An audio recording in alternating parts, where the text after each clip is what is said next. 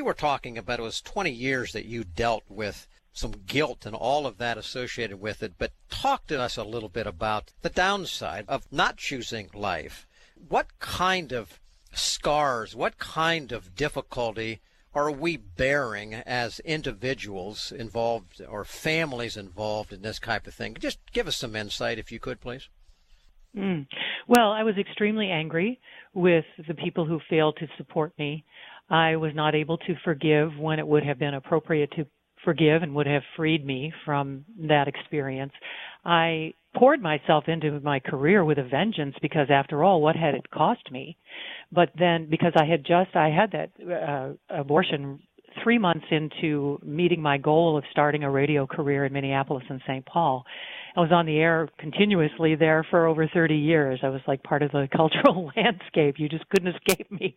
But I was 23 years old and just starting out. It's in that launch phase. That's when most women choose abortion, by the way. It's not primarily a poor women's problem. It's not primarily women of color. It's primarily middle-class white women in the launch phase who are choosing abortion to protect their income and to protect their future, and that's what I was doing.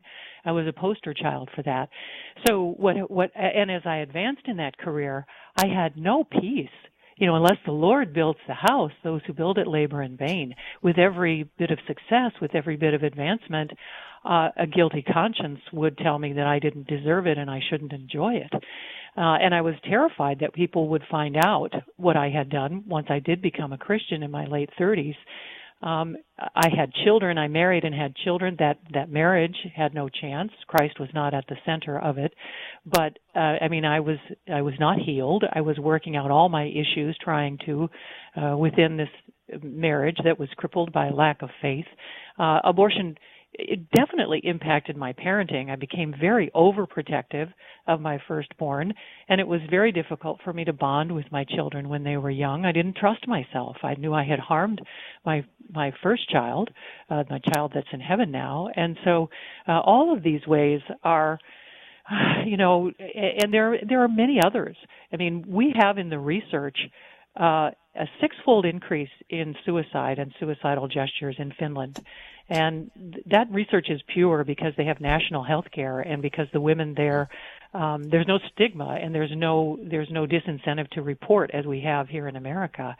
And Finland has had to address it as a public health crisis. And they haven't been all that successful. There's still, I think, a twofold increase now after all their interventions. So I thank God I didn't, go to that level of despair, but it's absolutely a potential for those who have an abortion experience, one or more.